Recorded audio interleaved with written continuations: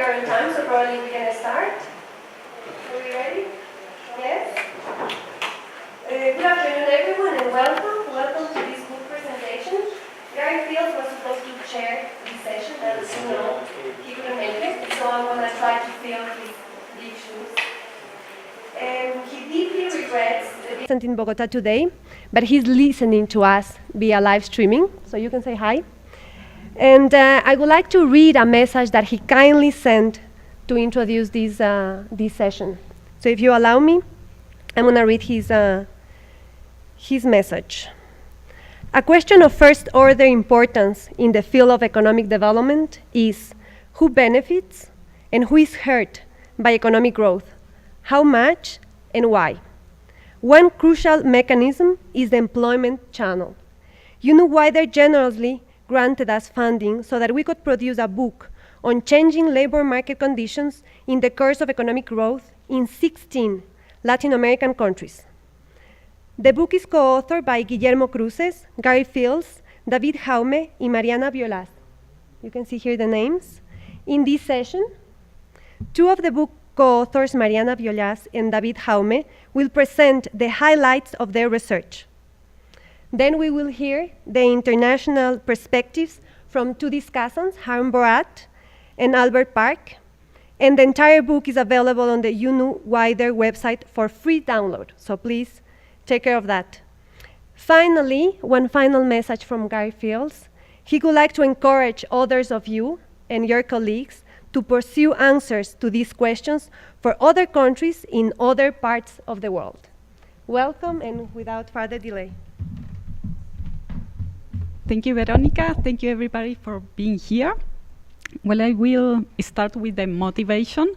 Our main motivation for this project was understanding the links between growth, employment, and poverty in the Latin American region. And we started with three very big questions. We wanted to answer whether economic growth translate into economic development through the improvement in labor market conditions in Latin America. The next question is whether those improvements were negatively affected or even reversed during the international crisis.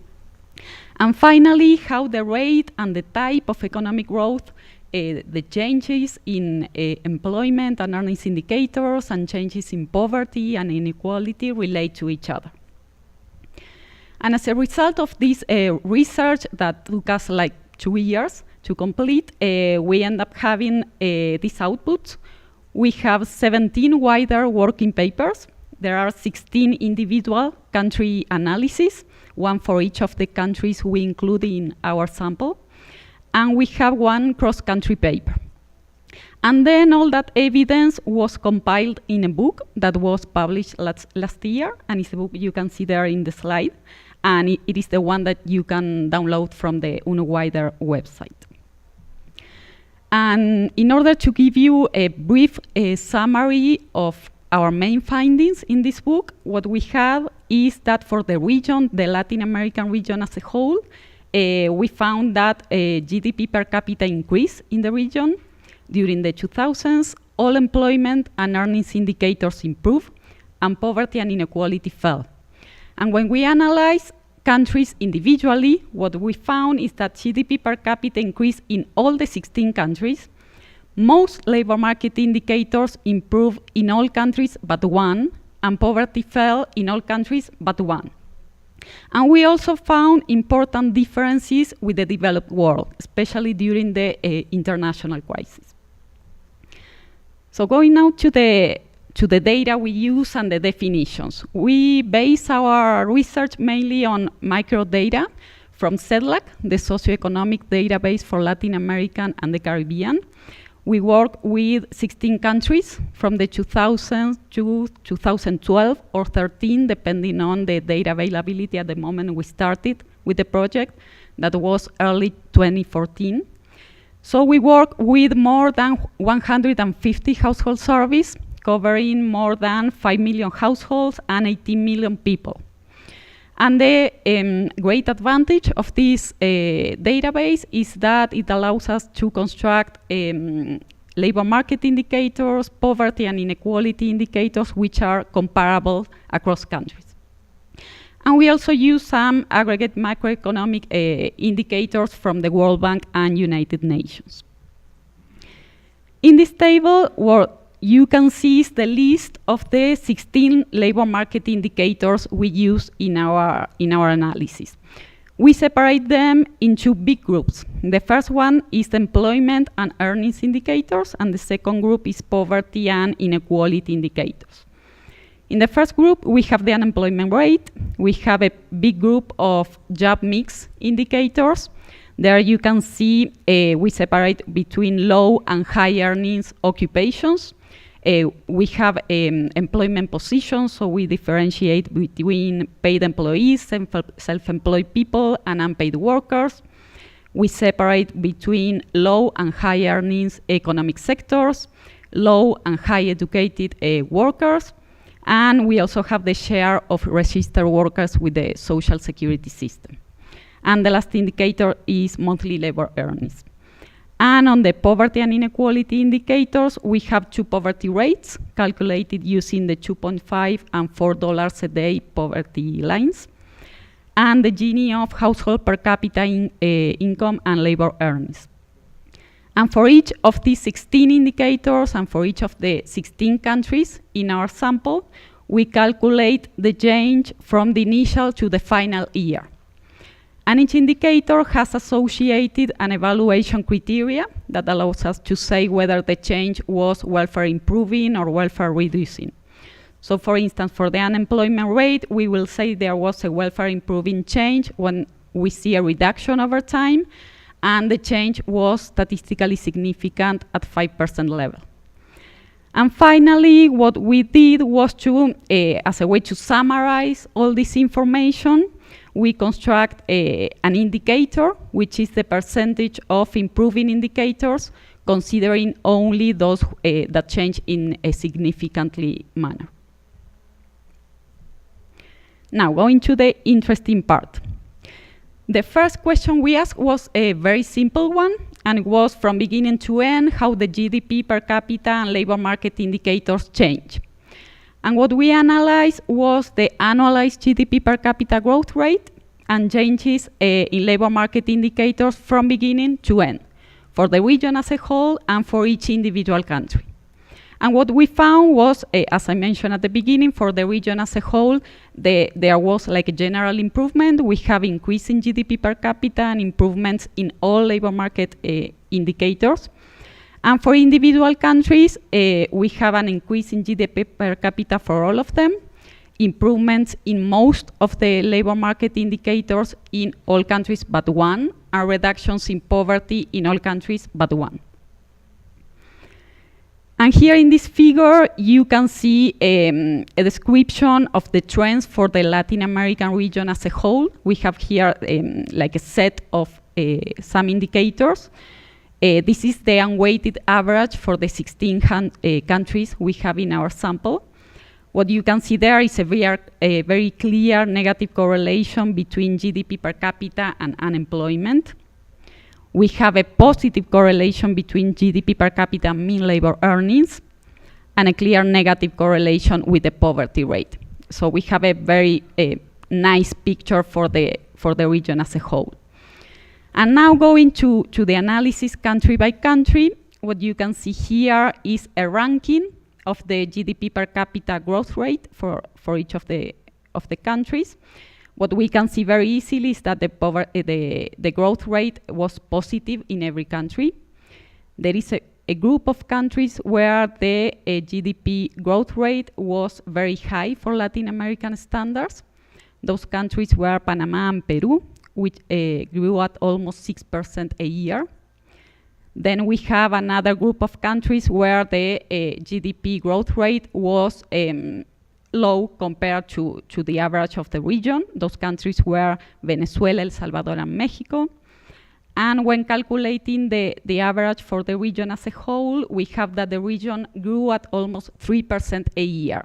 And that was well above the growth rate of developed countries, of the OECD and especially of the US, which was close to 1%. And in this figure, we have the summary of the percentage of improving indicators. And what we have there is that for all countries but one, there was an improvement of at least 63% of the 16 indicators I mentioned before. The only exception here was Honduras, that improved only 19%. If we move this threshold to the right, what we have is that in all countries but 3, there was an improvement in at least 75% of the indicators. The new exceptions are Dominican Republic and El Salvador. And we can also see that there are 3 countries that improve all 16 indicators. Those countries were Bolivia, Brazil, and Peru. So we have like a very successful story for most of the countries in the region. And what I want to show you now is a comparison between 2 successful stories. We are going to analyze the detail of Bolivia and Panama. In these 2 countries, we saw an improvement of all or almost all labor market indicators. We just saw that Bolivia improved all the 16. And in Panama, there was an improvement of 94%, that is 15 out of 16 indicators. But these countries were different in terms of the growth rate and the growth process. In Bolivia, the growth rate was 2% a year, very close to the average of the region. And Panama had one of the largest growth rates in the region, that was close to 6% a year. And the growth experience was also different. Bolivia growth was based on the exports of hydrocarbons and minerals, while Panama growth was based mostly on the provision of services to the rest of the world. Here in this figure, what you can see is the growth process of Bolivia. We have that the growth was slow at the beginnings of the 2000s. Starting in 2003, the economic activity recovered, mainly based on the exports of hydrocarbons and minerals. That was related with the increase in the international price of these products and also on the increase in the export volumes. This country also in 2005 passed an hydrocarbon law that increased the royalty that is paid on the production of hydrocarbons. That meant a big increase in the fiscal revenues of Bolivia. And the country also benefited from a reduction in the external public debt and from an increase in the remittances that Bolivian nationals living abroad were sending to the country. During the international crisis, there was a reduction in the international prices and, of course, a reduction in incomes and in fiscal revenue. But Bolivia is one of the few countries in the region that continue having positive growth rates during the international crisis. And that was related to the saving of a big portion of the hydrocarbon revenue during the boom. And because the reduction in prices was only temporary, the country recovered the very high growth rates, or the previous growth rates, very rapidly. And here we have some details on a selection of some of the labor market indicators. We have that over the 2000s, there was a reduction in the unemployment rate of 2 percentage points. During the crisis, that is the shaded area marked there in the figure, there was an increase, but in 2010, the unemployment rate recovered the declining trend. The share of self-employed workers declined 6.4 percentage points. This is very remarkable for Bolivia. That is the only country in our sample that started the period with the largest share of self-employed people in comparison to paid employees. We also see an increase in mean earnings of almost 32% and a reduction of the poverty rate of 30 percentage points. So what we have in terms of the poverty rate was that in 2012, the poverty rate was half the value it had in 2000. So there was a very remarkable reduction in poverty.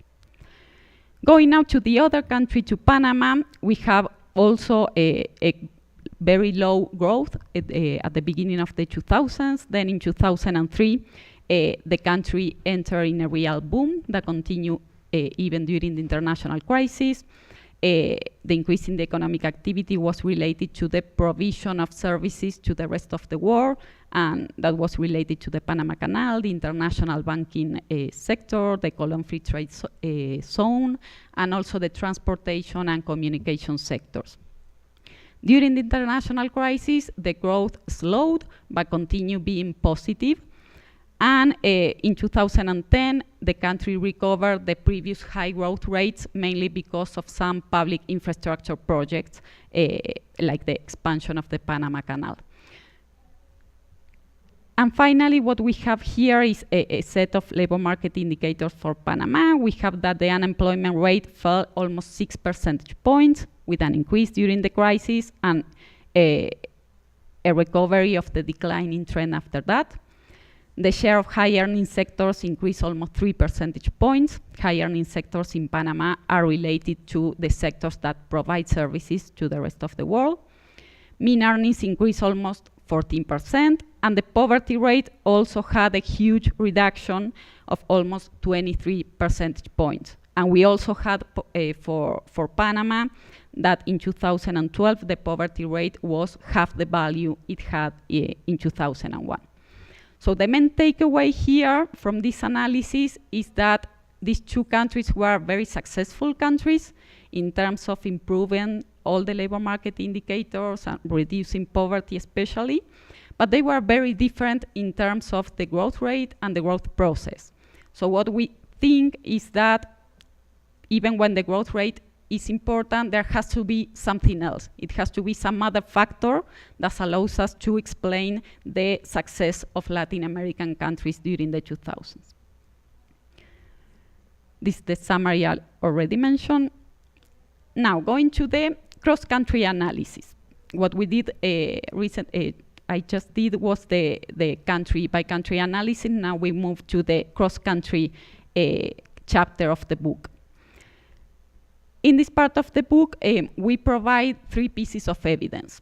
The first one analyzes the nexus between growth and employment and growth and poverty.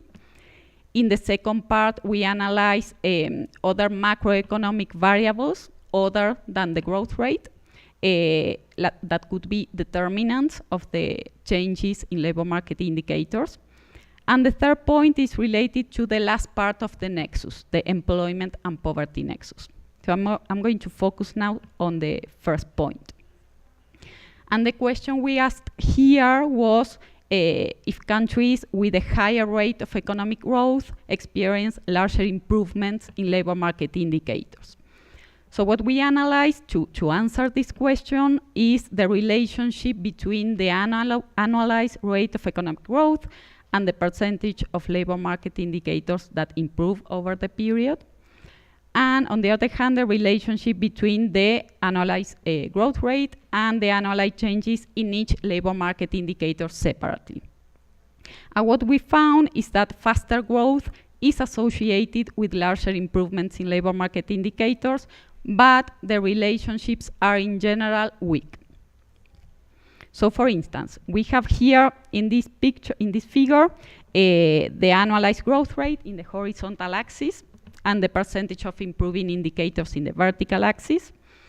We can see that there is a positive slope in the figure that is mainly determined by the countries that are here in this corner. These are the countries that exhibited the largest growth rates during the period, Peru and Panama, and by the countries which are located here. Those are Mexico and El Salvador, which are the countries with the lowest growth rates, which had moderate improvements in the labor market indicators.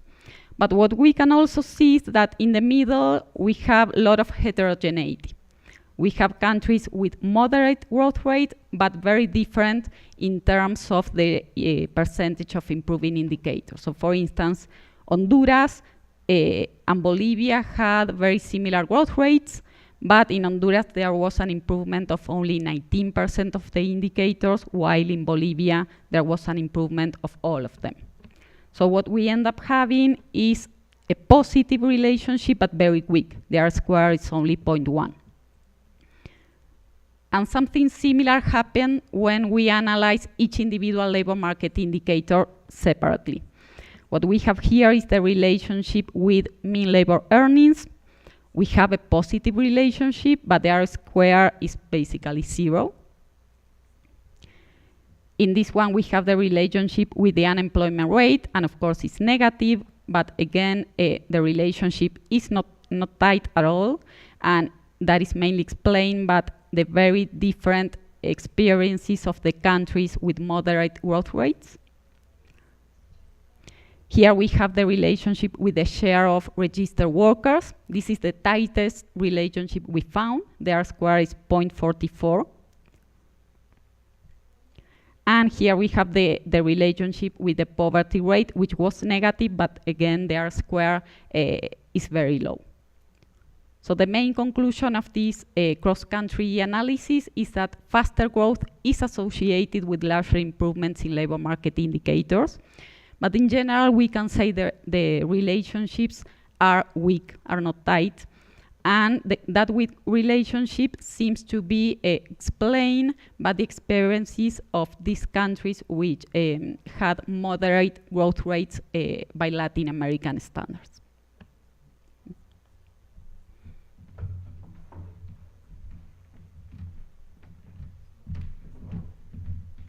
All right, thank you, Mariana, for such a great presentation.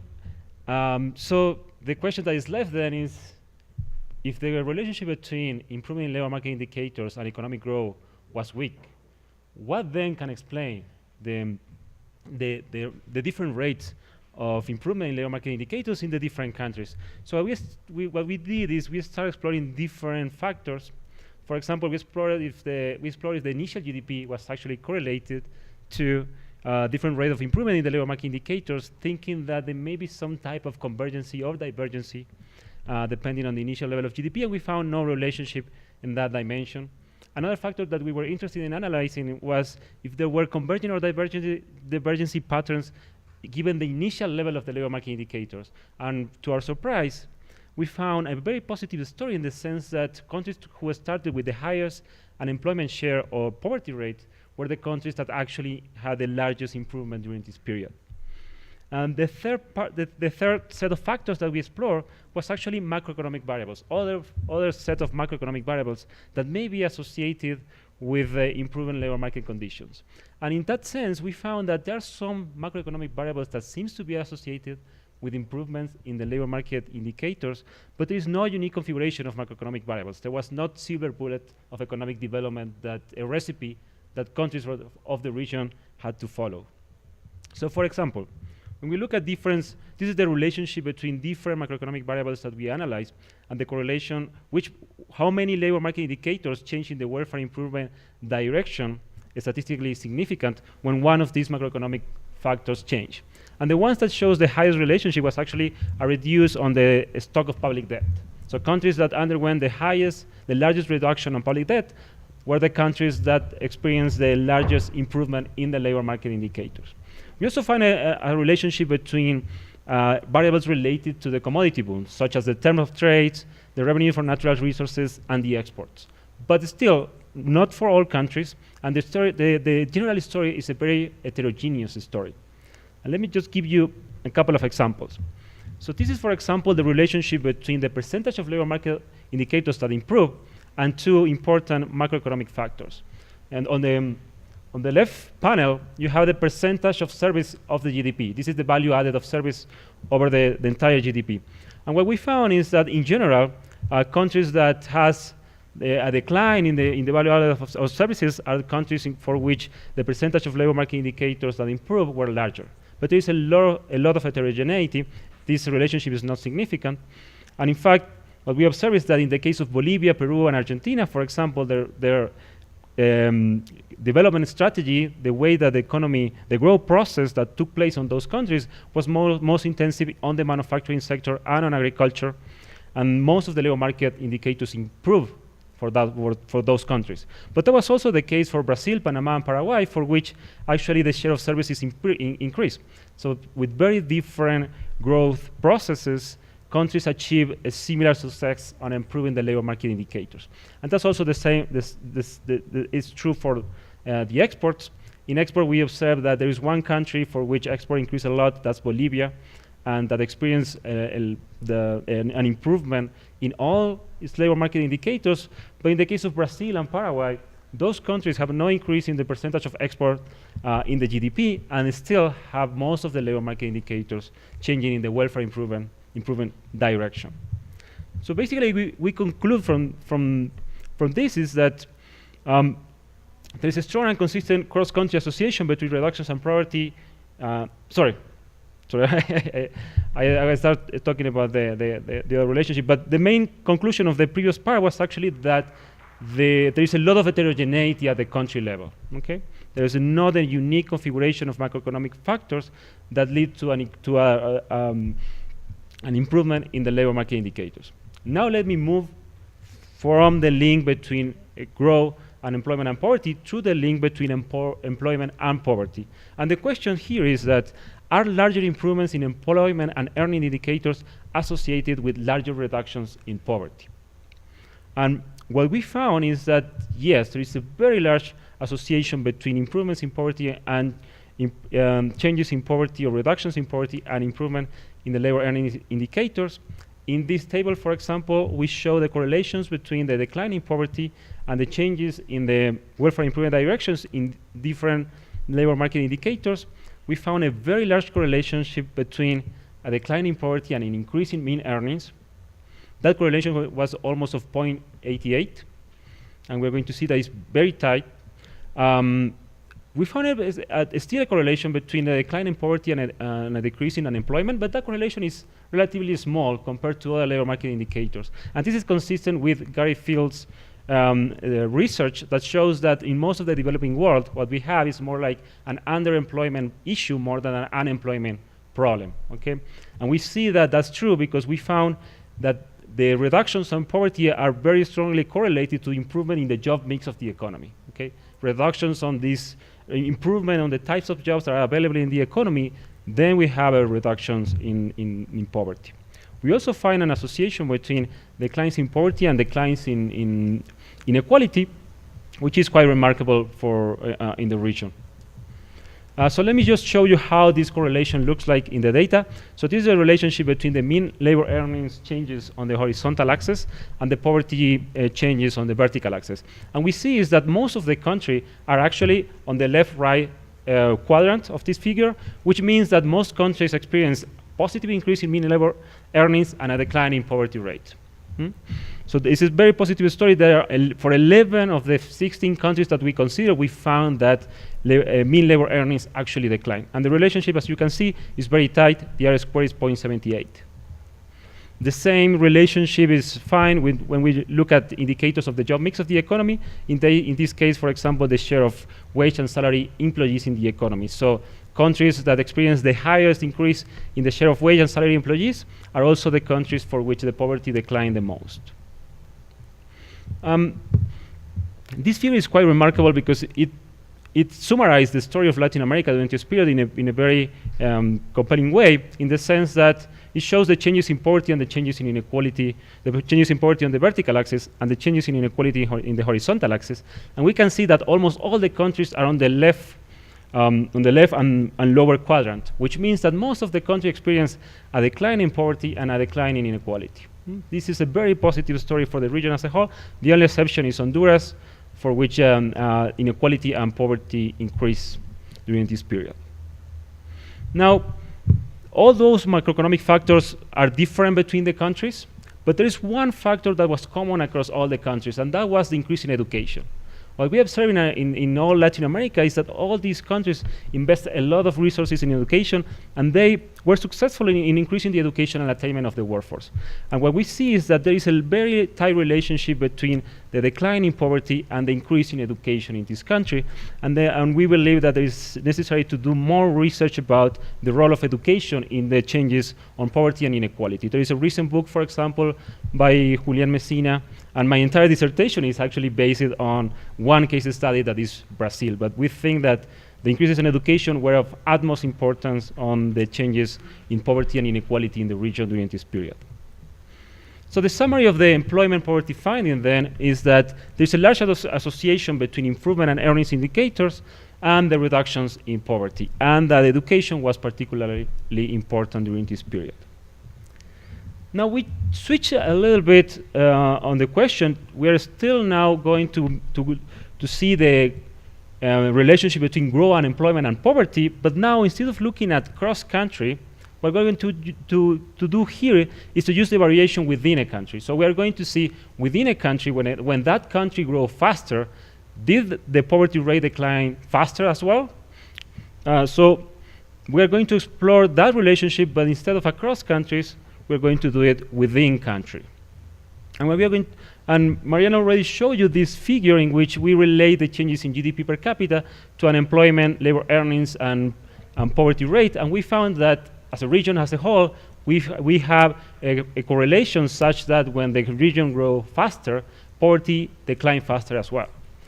But we do the analysis in the book for each country, and what I'm showing you here is the average of that relationship. Is basically pulling all the data for all countries, for all country years sales, and then we have fixed effects at the country level, and we look at the correlation between GDP and unemployment and all of the different labor market indicators. And what we found in this case is that we found a strong negative elasticity for unemployment. So unemployment tends to decline by almost 10 percentage points when GDP increased by 1 percentage point. The job mix of the economy also improved. So we have an increase in the share of wage salary employees, a decline in the share of self-employment, and an increase in the share of workers registered with the social security system. And we also find an increase on mean labor earnings. So when GDP increases, mean labor earnings tend to increase as well in the country. And the poverty elasticities, the poverty growth elasticities are actually pretty large in the region and are larger for the extreme poverty rate, 2.5 poverty rate, with respect to the $4 poverty rate. So the elasticity for the 2.5 poverty rate is 2.1, while the elasticity for the $4 poverty rate was 1.4. We have no relationship, though, with the Gini coefficient, so we find lack of relationship between GDP and changes in inequality. And there is some surprises lack of associations. We found no association between the share of workers in high or low earnings occupations and sectors. So that part of the job mix was relatively no sensible to changes in the GDP. And we believe that it's necessary to do more research on that topic. Why is that the sectoral changes and the occupational changes were not moving into increasing the employment opportunities in the occupations and sectors that has the higher earnings in the economies of each country? Let me just show you a couple of examples of that relationship. So in this case, we have Bolivia and Brazil. The first graphs are about the relationship between annual earnings and annual GDP per capita, and we see a positive correlation, very nice positive correlation between GDP and mean labor earnings, both for Bolivia and Brazil. But when we look at the correlation between GDP per capita and poverty, we see that for Brazil, the correlation was negative and very nice, but then for Bolivia, there's basically no correlation. So the main messages that we want to say here is that still, when you look within a country, we still see a lot of heterogeneity between the relationship between growth and employment and earnings indicators, and also poverty. And then we do the same elasticities within country by looking at the link between employment and poverty, and we see that poverty tend to be reduced when there is an increase in employment and earnings indicators. In particular, for example, the elasticity with unemployment is 0.33, and the elasticity for extreme poverty is 0.33, and the elasticity for moderate poverty is just 0.19. One thing that strikes us is that we found no relationship between declines in poverty and increase in the share of workers in the social security system. And the way that we interpret this is that increase on the formality, increasing the share of workers who are formal, is actually affecting a different point in the wage distribution than the one in which workers who are going away from poverty are. So that's why we are not finding a correlation between formality and extreme and moderate poverty rates. Okay. Continue with the within-country analysis. What we do next is we look at the growth incidence curve, trying to think about, okay, within a country, which percentiles were the one who benefit the most from this economic growth. And what we see, what we showed you before, is that the main labor earnings increased for 11 of the countries and only decreased for 5 countries. And what we find is that from those 11 countries, for 9 countries, there were positive changes along the entire distribution. For all the percentiles, there was an increase in earnings. And in 2 more, in the extra 2 of the 11 countries for which the mean earnings increased, we found that the positive changes were for all the percentiles except for the top. Okay, for all the percentiles except for the top. And if we group all the percentages for all countries, so we have 16 countries, we have 10 percentiles, we have 160 deciles, and we found that labor earnings increased for 70% of those deciles. So 112 deciles actually labor earnings increase, and a decline for 30% of the remaining 30% of the deciles, mostly for the 5 countries for which the mean labor earnings fell. So what we found is that these changes was mostly progressive when we measure it by percentage changes, and that is a very positive story. But when we measure the changes by absolute changes, so that instead of looking at the percentage, we look at the absolute difference in income among the percentiles. These are anonymous percentiles. I forgot to mention that. We found that in 10 countries, the absolute changes were actually larger for the 9 and the 10 percentile. So when we look at absolute changes, the positive story is no longer that positive, okay? The absolute changes were actually larger for the 9 and the 10 percentiles. And the reason for this is that in percentage terms, we have very large changes at the bottom of the wage distribution, but because they were starting with a very low wage or very low labor earnings. So an increase of 100% is actually a very small increase in dollars. That's why we have a progressive pattern for percentage changes, but regressive pattern for absolute changes. And let me just show you a couple of examples of countries, of low incidence curves for different countries. So we have on the top panel, Bolivia, Brazil, and Chile, 3 countries that has very progressive changes on the wage distribution. In Bolivia, for example, the bottom 2 deciles have an increase in earnings of almost 120%. That's huge. That's really, really large changes in percentage point. And then we see that the percentage at the bottom have increased in labor earnings higher than the mean, and the percentage at the top have increased in labor earnings lower than the mean. And in Bolivia, all the percentage experience a positive increase in labor earnings except for the top. For Brazil, even the top percentiles have an increase in labor earnings, but we also see this progressive pattern in which the poorest percentiles are the ones who are actually experiencing the highest increase in percentage points. In the case of Chile, you can interpret that the changes in labor earnings were smaller, but actually, if you look at the axis, there are still very large changes. For Chile, the average increase in labor earnings was almost 20%. This is huge. But when you compare it with Bolivia and Brazil, it looks small, but this was actually very large. There are other countries that experience a different pattern of changes in labor earnings across the labor earning distribution. For example, Colombia have a inverse U shape, so that the percentiles for which the labor earnings increase the most are the middle percentiles.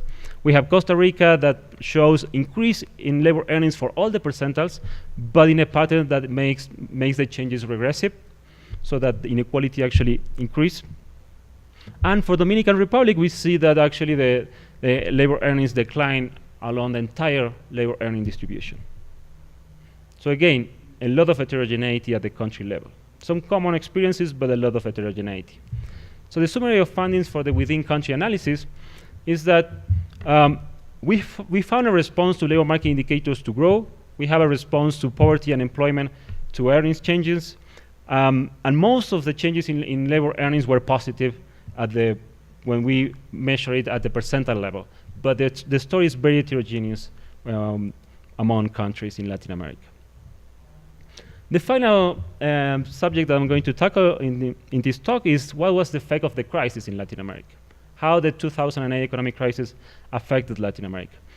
And the first thing that we found is that the crisis was milder in Latin America than the OECD.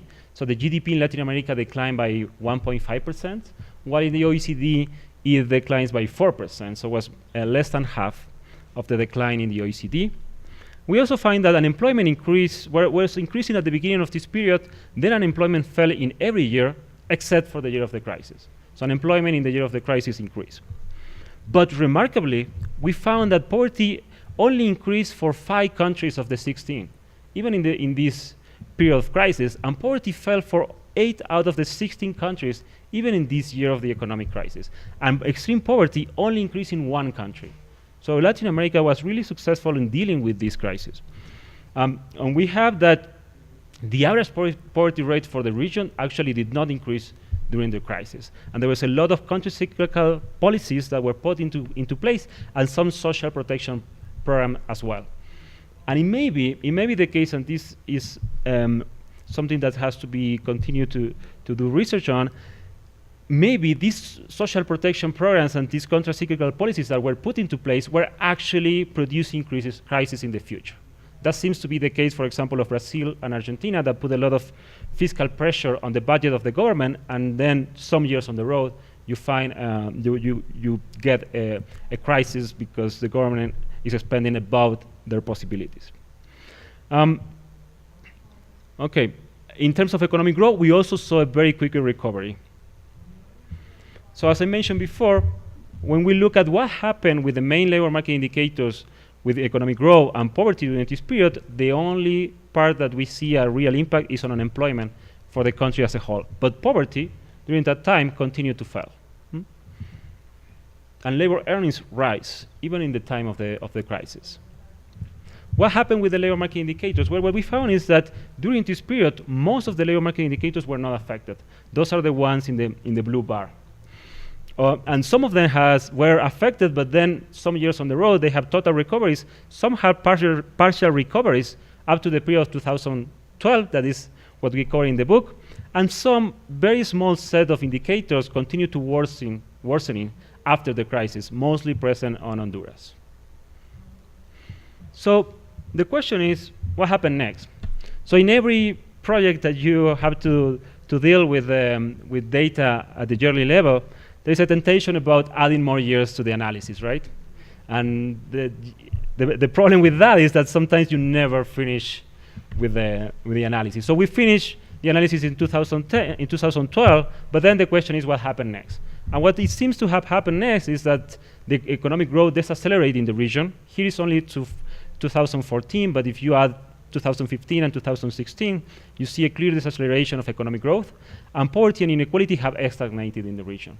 So basically, what happened is that this very positive story that we are telling you in this book seems to have at least ended for some countries in 2012, and Latin America is facing new challenges about how to go back to that inclusive economic growth that we have during the 2000s. And another thing that we see after 2012 is that the region, instead of having some common trends, you start seeing that some countries are continue to have positive growth and decline in poverty and inequality, such as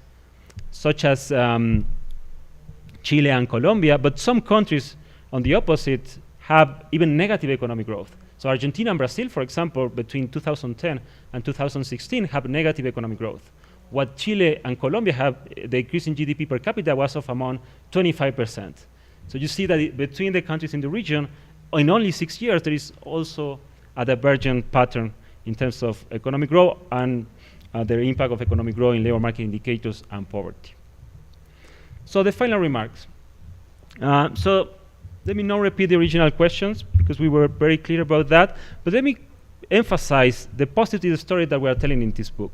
We found that real GDP grew during the 2000s in all Latin American countries, that most labor market indicators improved in all countries but one, and poverty rates fell in all countries but one. So during the 2000s, we have this very positive story about what happened in Latin America.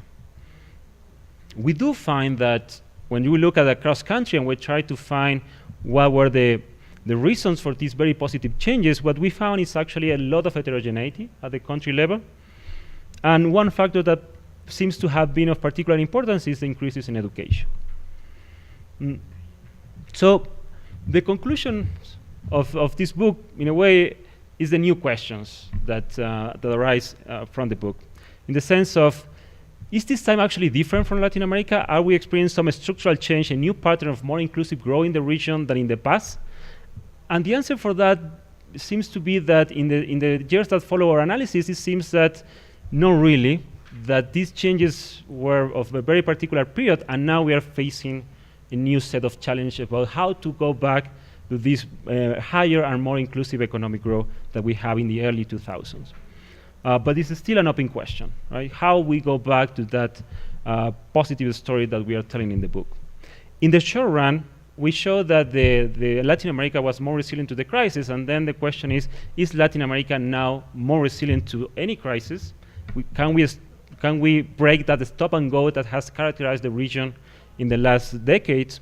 And the answer for that, again, seems to be that not really, because we are facing some political and economic crisis right now that shows that they have an impact on economic growth, like the case of Argentina, Venezuela, Brazil, and most recently Mexico.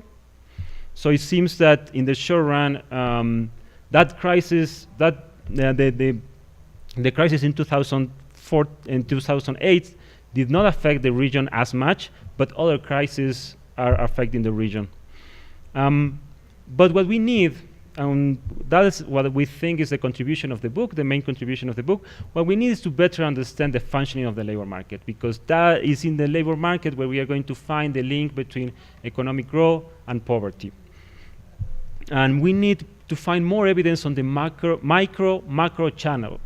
So what macro aggregates, how macro aggregates affect the income distribution, is aggregate demand, is expenditure, is trade. There's a lot of research on trade, but we think that there is less research on other factors, other macro factors. There's a lot of attention, however, on the differential demand by skills, and there is a lot of researchers working on this agenda about the future of work.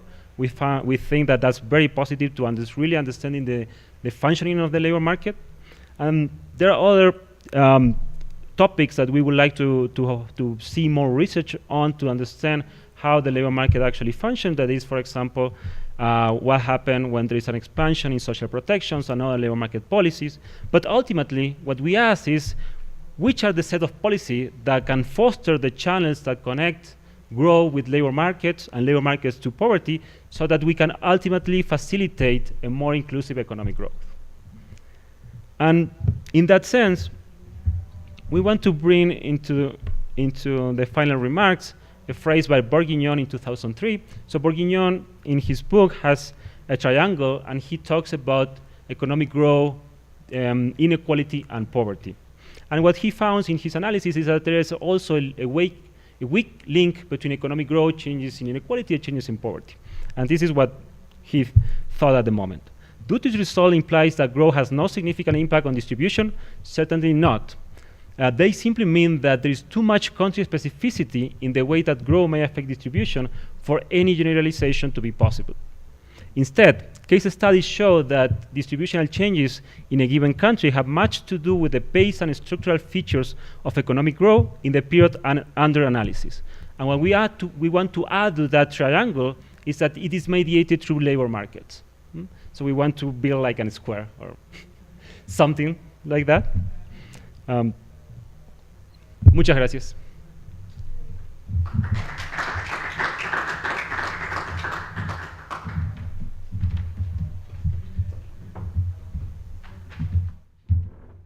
Thank you very much for this very interesting presentation and for sharing with us all the news about the book. And now we have time for questions before moving to the remarks by the other two speakers. Shoot.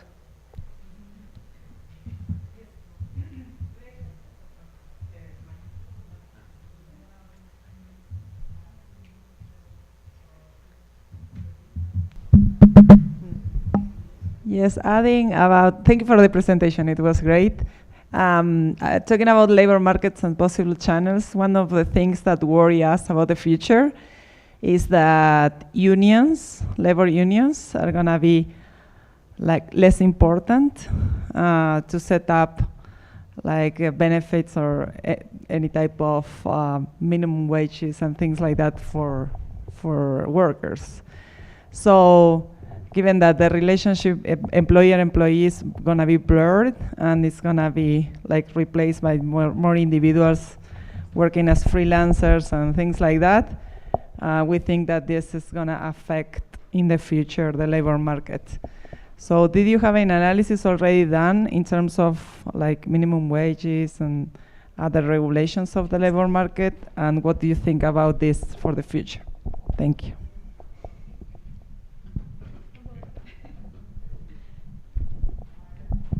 I definitely think it's super important, especially thinking about the future and all this discussion of the future of work.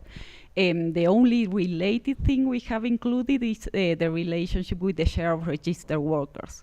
In terms of labor unions, we don't have much in the household service. Only for a few countries, you can see whether a worker is affiliated to a trade union or labor union. But we could definitely mainly disaggregate more and analyze like separately compliance with minimum wage, compliance with mainly health insurance contributions separately from the pension system. That is something that we can do with the household service, definitely, yeah.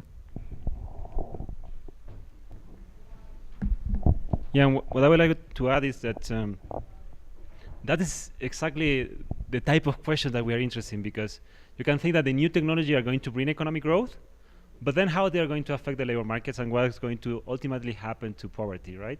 So the challenge is then think about these different processes that are going to be leading the economic growth in the future, and what type of institutions are going to allow us to keep these channels open. So in a way, my answer is a question in the sense of what type of institutions can we create to make that this change in the demand of workers, in the type of workers that are demanded in the labor market, are translated into higher earnings and then lower poverty. But that's the challenge that it remains to be dealt with. Thanks. I just wanted to echo that this is a wonderful presentation, and thanks, very comprehensive. I had two very quick questions. One was India's experience on structural transformation, and really the stubbornness of the elasticities of employment with respect to growth. They've been very, very low. I mean, if you look at extended periods of time.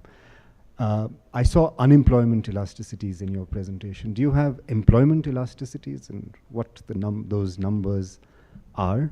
That was my first question. And the second question is, I was quite intrigued by the relationship of the change in services and labor market outcomes. Could you say a little bit more about what are the channels through which that is perhaps operating into adversely affecting some of the labor market outcomes in countries?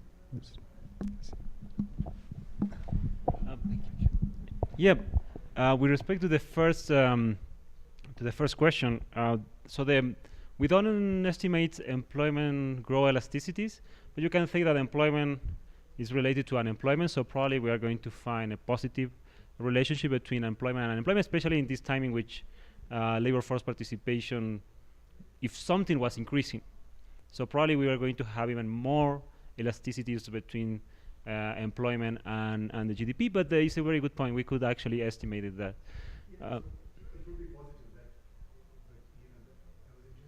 In the number.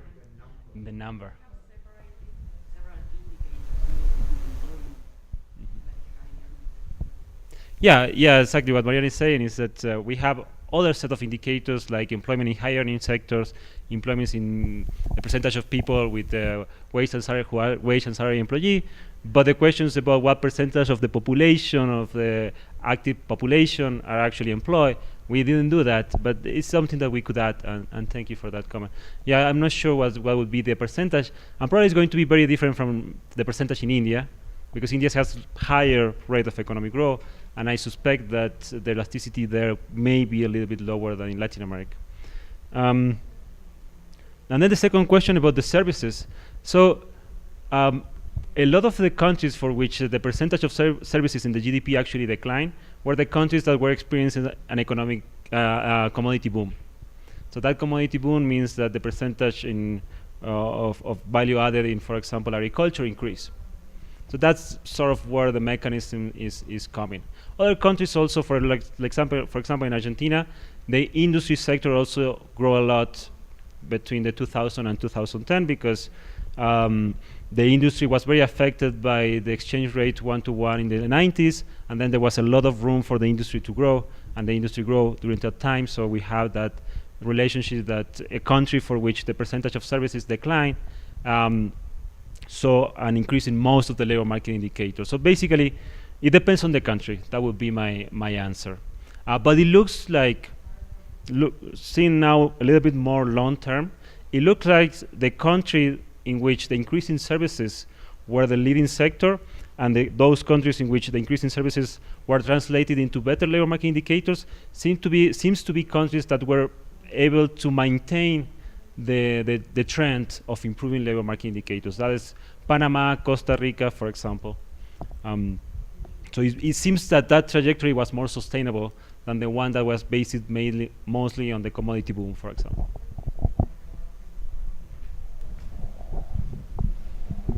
Hello, hi, Angelo Martelli, LSE. Actually, it's a follow-up to the first question we received and to some of the slides.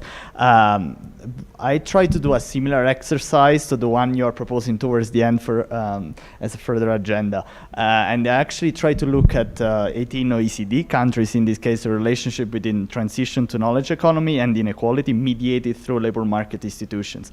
And actually what I find is that union density doesn't really seem to matter. What matters is the other types of labor market institutions, such as EPL, wage coordination, bargaining coverage. So it probably is not the type, so it's not the current type of trade union that matters. Probably it's a modernized version would matter. But I would be happy to share the results with you and the methodology with you, which I think can be, in a way, not easily extended to the rest of Latin American countries, but I think it's an easy exercise that I think can be done.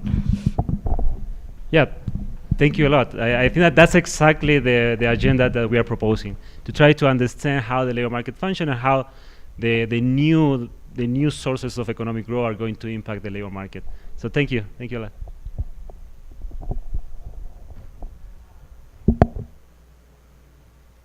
There's one more.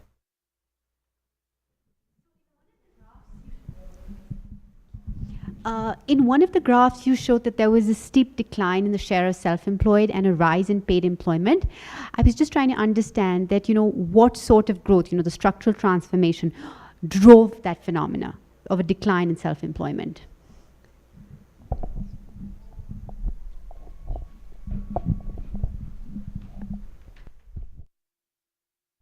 Yeah, I would say it's more like definitely an improvement, because self-employment is definitely associated with lower earnings.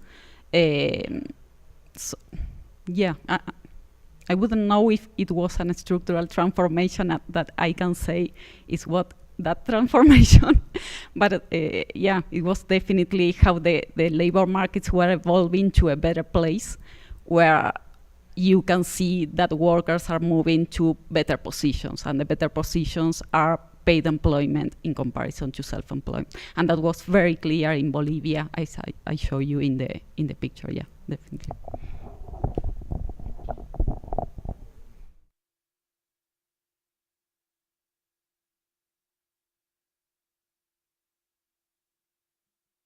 Still have a couple of minutes. Anyone else has a question? Otherwise, I'll abuse my powers and ask two questions. So the first question is more for curiosity, and I was wondering, with the exception of Venezuela, which is a very specific case, but there were two other exceptions when you were presenting of bad students in a way, and I wonder if we could learn something, if there's some kind of generalization that we can learn from those bad students. What is driving this missing link between growth and the improvement in labor market indicators? And the second question that I have, well, is more a comment than a question, but is, I wonder if thinking about these inclusive growth patterns and how to go back. One of your questions at the end is, how can we go back to these inclusive growth patterns that we had at the beginning of the 2000s? And at the same time, thinking about a future of work. And I wonder whether policies that are related, there's always going to be winners and losers. And I wonder if these policies that are related to protecting the losers, such as social protection, are what we need the most in the region at this moment, or whether we need a stronger labor market institutions that reduce the labor market transitions that are disruptive for the most vulnerable groups of the labor market. Well, with respect to the first one, what we found about Honduras was that it was probably related with a big political problem that was there in the country around the 2008, I think, 2009. And according to the literature, we have a local person here. And according to the literature we read, apparently the political factor was a big one in Honduras. Another of the countries that had a more like not very successful story was Mexico, for instance. And what we know is that in Mexico, for instance, the wages didn't increase, which is very surprising and very different compared to the rest of the countries, according to what we read. That was the story since before we started the analysis, since years before the 2000, when we started the analysis. I don't know exactly, I don't know if you want to add something about the other like bad students. I don't know if we know more about those. No, just to add a little bit about the other country for which labor earnings declined for all the deciles was Dominican Republic, and that was that country is a little bit puzzling because it has a very high economic growth, and still there is a decline in the labor earnings for most of the percentiles, for all the percentiles actually, and it leads actually the World Bank put together now a volume to trying to find how to achieve a more inclusive economic growth in Dominican Republic, but it's not an easy question. One thing that happened in Dominican Republic that did not happen in Dominican Republic and was happening in other countries was that education did not increase that much. So maybe policies that aim to increase the share of people with, for example, college degree could be help both to reduce inequality, but also to reduce poverty, because the link between education and poverty may be more direct than we think, because with more education we are educating more people so that they have more chances to be in a better work and earning higher wages. But it's also creating a better labor market for those who remain uneducated, because those who remain uneducated now are lower than in proportion than before, and there may be productivity spillover that are increasing their wages. And that's what we observe in most of the countries. We observe in most of the countries that the wages of the remaining low educated workers are increasing a lot. So I would say that one of the things that we learn from the project is that education seems to really be an important factor. And then the second question that you have about institutions, I think that's a more country-specific question, and that's exactly the type of research that we need to work on, because it will depend on how technology will disrupt each country, and it will not be the same. It will not be the same because it depends on the type of employments that are already in the country. So, for example, for Argentina, you have a lot of employment that are a lot of unionized employment, for example, and that will have specific effects, like Laura was asking before. But some other country may have a lot of self-employment, and it's not very clear how in that country the disruption of the technology is going to affect the labor market. So that's precisely what I propose at the end, is to build an agenda about how labor market functions and what type of institutions we need to build.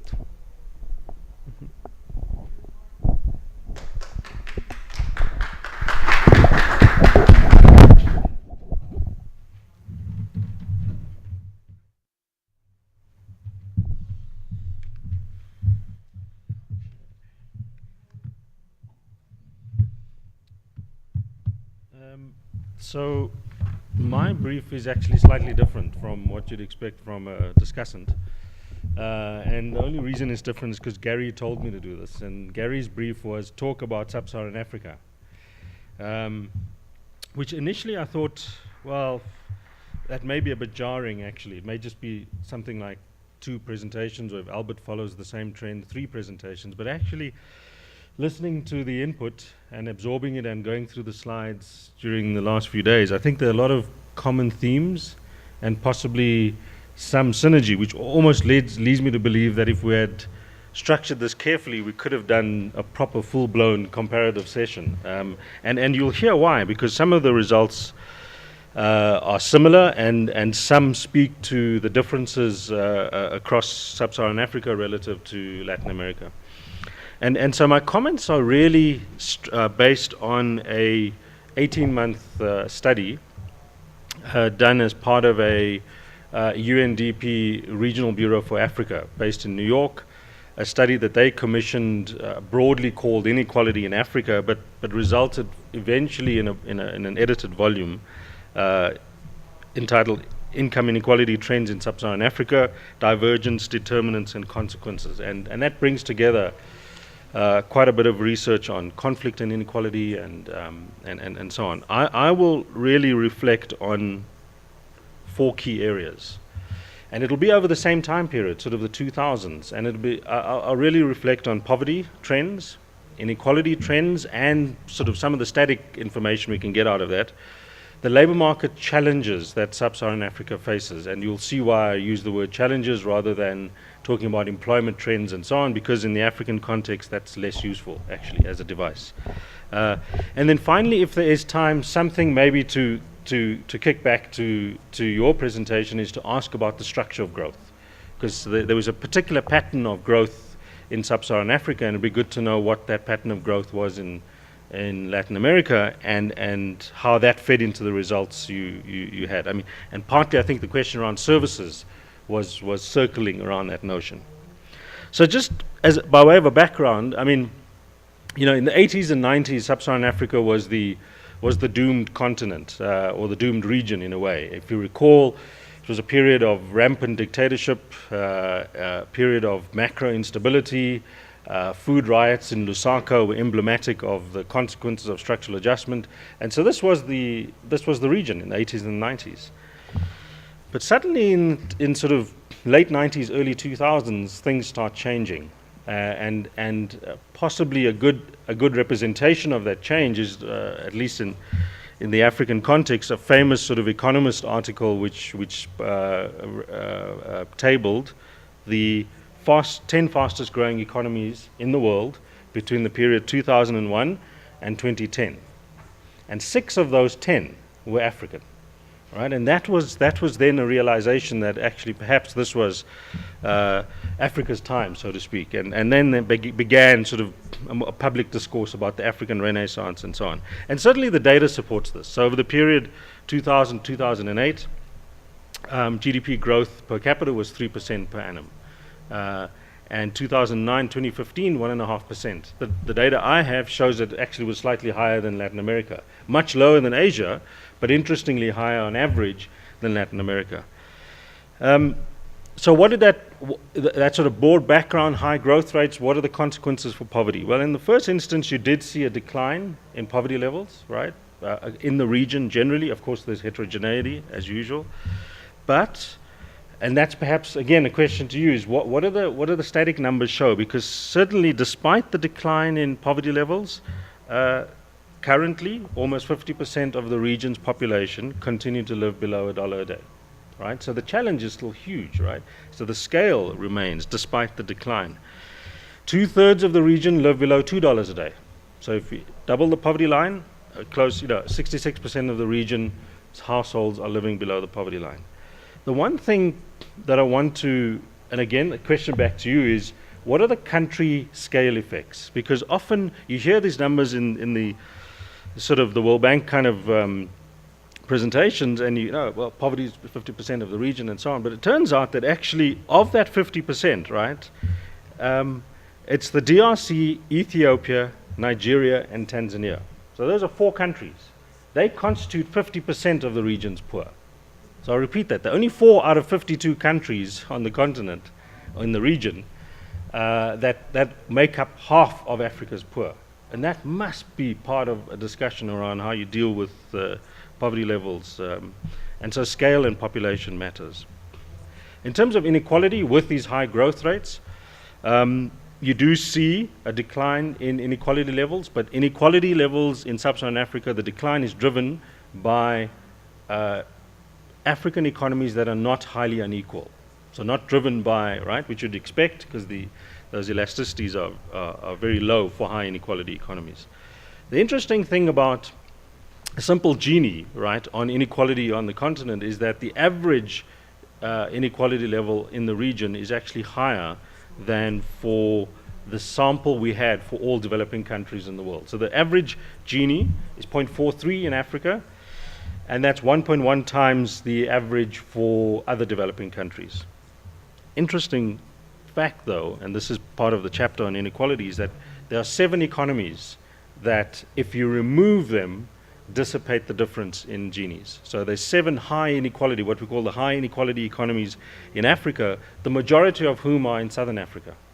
So the high inequality African economies are Angola, CAR, Central African Republic, and then all the Southern African ones, right? Botswana, Zambia, Namibia, Comores, and South Africa. So there's something about the patterns of inequality that you see in the region that are dominated by Southern Africa. And again, the question would be, is there something going on in Latin America, for example, that's country-specific or regional within the region?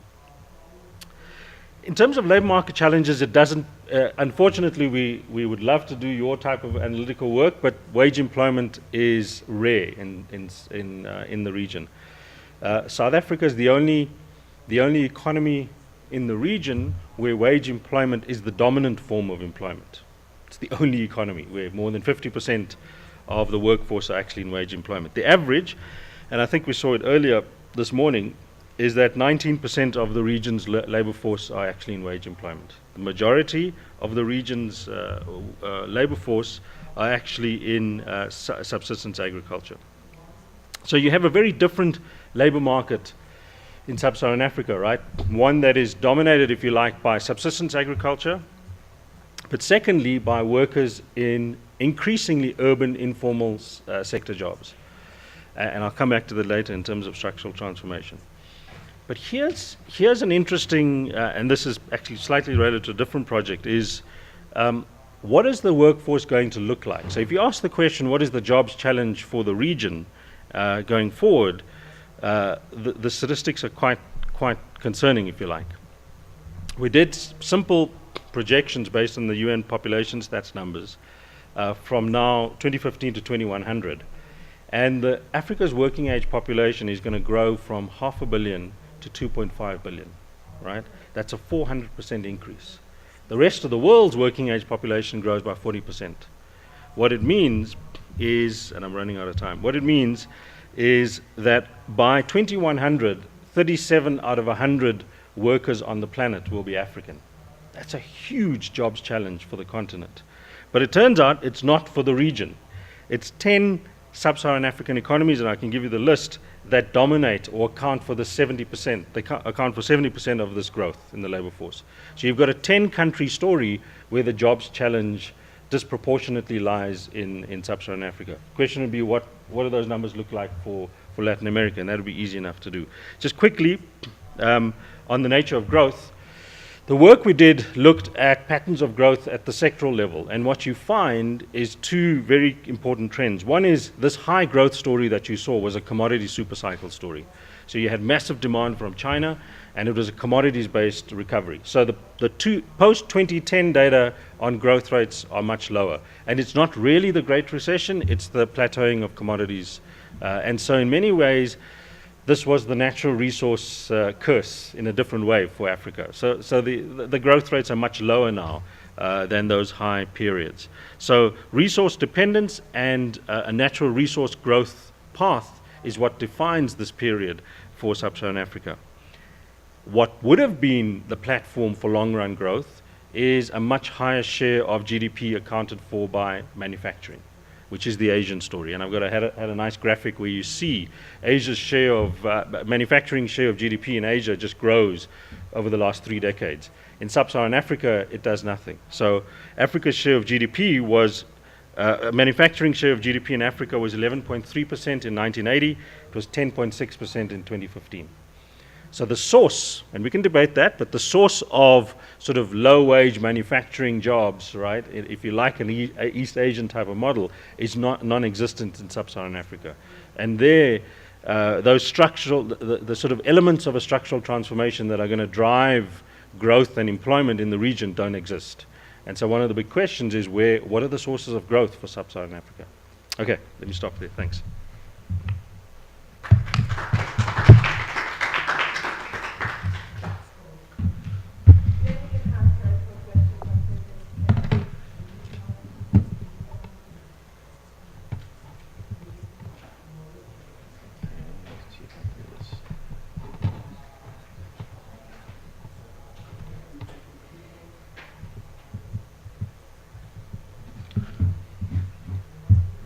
Okay, I really enjoyed the paper. Gary asked me to kind of talk about the Asia context, and I'm a China expert, so I'm going to focus mainly on the China story. And so it was really very stimulating to hear the story of Latin America, especially the fallen inequality in the last couple of decades. And I think provides a lot of food for thought and comparison. And so I'm going to try to do that. I'm going to skip over this, other than to note, I thought it was interesting that there's heterogeneity in the results in terms of the poverty elasticities and the growth incidence curves. So I think thinking about the differences between China and Latin America is relevant. Also just thinking about the differences across the countries within Latin America too, which seems quite a robust question to try to understand. So let me talk about China. Just to give you quickly some of the facts, I took some of the slides from I have a Coursera class now on the China's economic transformation that you're welcome to take if you want. You can find it. And just to document some of the things we know about what happened in China. So, of course, real growth rates in China were way above Latin America or Africa. Just incredible, right? We have an average rate of growth, real growth of 9.7% over this very long period of time since the start of reforms in 1978. And a big story in China's growth was structural change. And I think it's really also really important for understanding changing patterns of inequality to understand the role of structural change. And so I would encourage, as I think Haroon did too, to understand where the growth is coming from, not just aggregate GDP growth, but growth in different sectors. That will have quite a different dynamic. In China, of course, it was an agricultural country to start, and so a lot of, in the early period, a lot of the inequality growth was due to people in a selective way kind of getting these opportunities in the manufacturing sector, which there's huge productivity gaps, big wage earnings differences, and so that widened inequality. And then, of course, now when agriculture becomes the lowest share of the economy, it's quite different in terms of how the growth in manufacturing and services is affecting inequality. So in the urban labor market, wage growth, this timing is just since 2000, wages have taken off. Wages were much more stagnant in the first decade of reform, in the 80s and into the, really almost up until 2000. But then they've shot up as kind of the rural surplus pretty much ended. Rural surplus of labor pretty much all dried up, and there was incredible demand for workers that have driven wages up. I mean, this is an incredible number. That's like, this is real wages. So you can see it's increased by like 5 times in 15 years, which is crazy, right? So China is obviously an outlier in many respects, but I always say it's interesting to look at China because it's like an incubator. You can really see the whole development process in fast forward kind of, so you can see the whole process and see how these institutions are evolving at a much faster pace. Okay, what about poverty? So poverty reduction has been incredible. China has really accounted mostly for the global kind of meeting the Millennium Development Goals of global poverty reduction. China has more than pulled its weight, as you can see from here. based on a $1.90 a day standard, poverty fell from 90% in the 1980 to really now, at this number, it's really like 2 or 3%. I mean, it's incredible, right? And China now has raised its poverty line well above the World Bank line, so it can generate some poverty reduction business. Poverty ministry has to have some work to do, right? And some other things about China's experience that I think are worth noting is that the timing of poverty decline in terms of the periods where poverty declined fastest are associated with broad-based rural income growth, not with the timing of the introduction of targeted policies. And China has been very aggressive in targeted policies as well, mostly regionally targeted development, integrated development programs, and other types of assistance. And in the first part of the reform period, rural income growth was mainly agricultural price increases and productivity growth through returning farming to the household from the collective. But then probably in the last 10 years, it's been much more driven by wage growth because migrant wage income has been a much more important part of household income now for most rural households. And the other thing that's interesting is the growth incidence curve for China. Overall this period, it's very much inequality increasing in that the high income quintiles have seen faster income growth than the low ones, but everyone has seen very positive growth. But it's varied quite, I did some work with the World Bank on a poverty assessment report for China some years ago now, and it's very clear that the growth incidence pattern really differed for sub-periods in China's growth rate. And so, and I think a lot of those differences really were corresponding to differences in China's kind of structural, periods of China's structural transformation. Okay, so where China is really different than Latin America is inequality. So inequality has increased dramatically in China over this period. And so I kind of want to, this is the big contrast in some sense, because everything else is the same. You have high growth, you have high positive employment outcomes, poverty reduction, but a very dramatic, so the Gini has gone from, being low internationally from 0.3 something to being very high internationally. I think the most credible estimates now put it at above 0.5, which makes China one of the most unequal countries. There's the purple triangles here are the official government estimates. So they do suggest that there may be now finally starting a decline in the Gini. But we'll see if that holds up. I think it is, because what you've seen is that because there's a scarcity of unskilled work now in China, the wages of migrants and unskilled work is now rising faster than of educated workers, where it was the opposite for much of the earlier period. Okay, so what has driven inequality growth in China? I think thinking about that and the difference in Latin America may also actually help you think about things to check in the Latin American case, I think. So one thing is that China, because it's such a huge country, the growth was highly uneven, right? It was mostly on the coast with the poor in the interior, and because those distances are so vast, the labor markets were not so integrated, so you saw unequal, especially in the first maybe half of the reform period. And so I think the dynamics in big countries like Brazil must be very different than in small countries, because market integration is just going to be different, and decentralization, all of these things are going to shape the nature of inequality changes. The other big one was increasing returns to education despite educational expansion.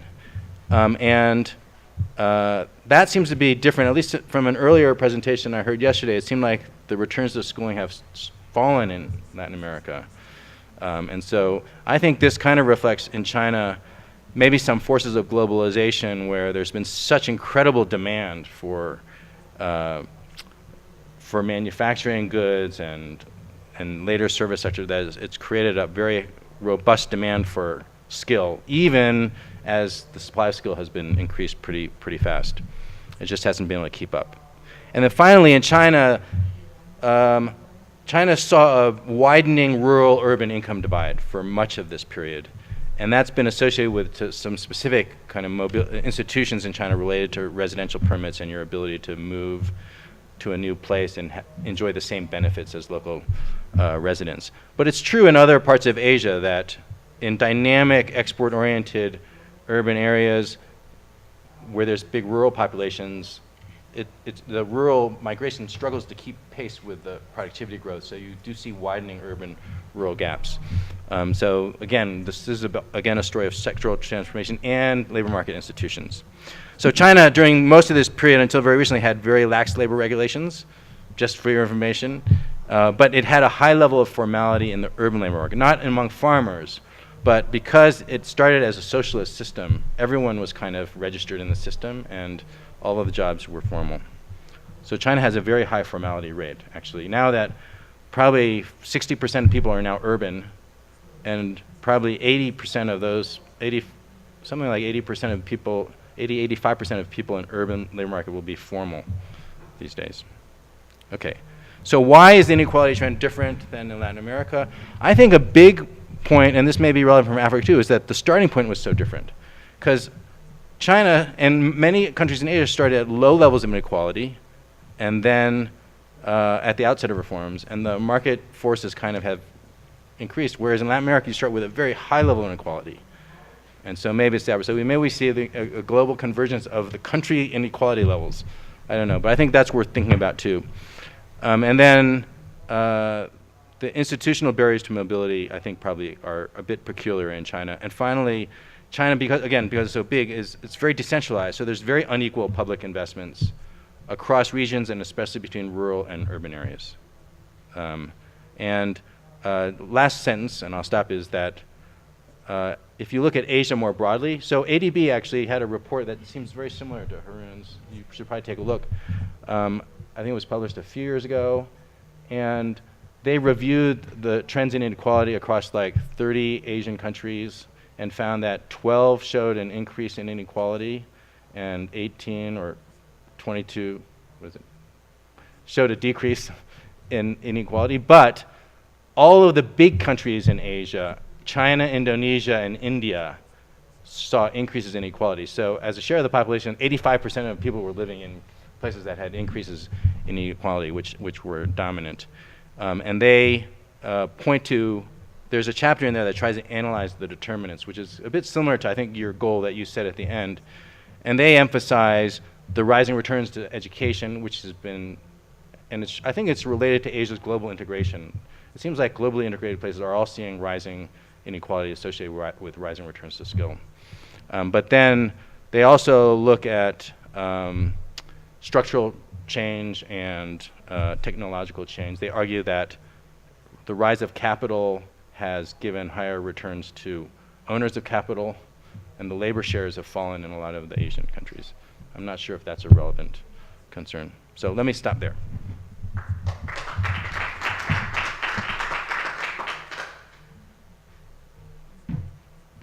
Thank you very much to Haroon and Albert to help us put in perspective the results of the book. We still have like 3 minutes, so I don't know if the authors would like to say some final remarks with regards to what we have heard on other regions, or you prefer to go to 1 or 2 questions?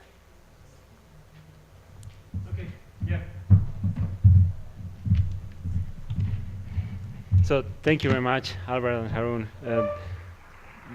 It was amazing to see how the Latin America is compared to other countries. So thank you very much.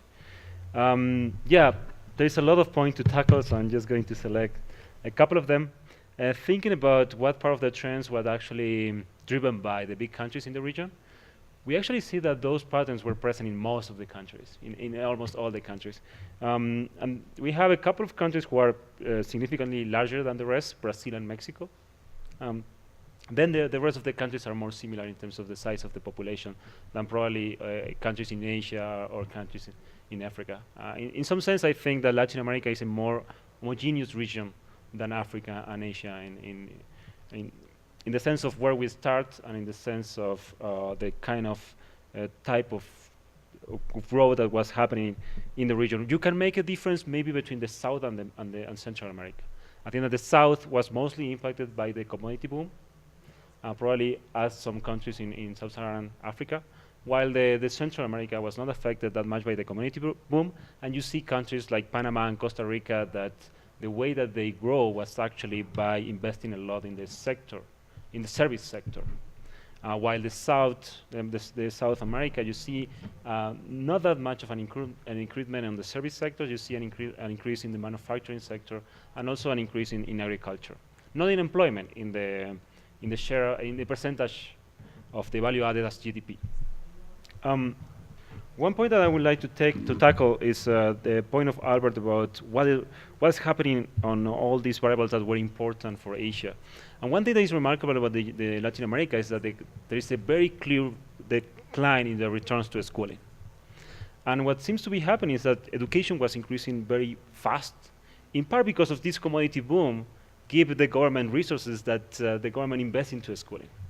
And I think that was a very nice decision of these countries to increase the investment in schooling.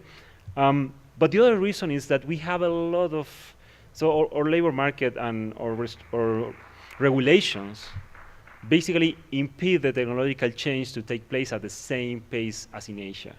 So what you see is that when you look at, for example, estimations on TFP, they show that the change in TFP is very low in Latin America, very, very low. And in some cases, like in Brazil, for example, the estimations are that there is no growth at all.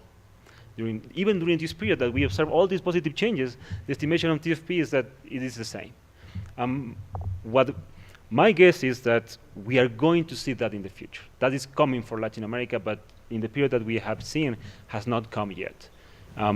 But having said that, it's also true that the returns to schooling were really high in Latin America, and then it declined during this period. And now, for example, in Brazil, the wage gap between the high and low educated workers declined by 50%, but it's still higher than in the US. But you started in a point that was so high that even with this large decline, it is still higher than the US. It's 120%. High educated workers earn 120% more than low educated workers. But I think that all these points are very, very interesting, and we need to think a little bit more about what is actually generating these changes in inequality and in poverty in these different regions. So I think that there's a great opportunity here to continue to explore these issues. You want to? Okay. So, yeah. Thank you.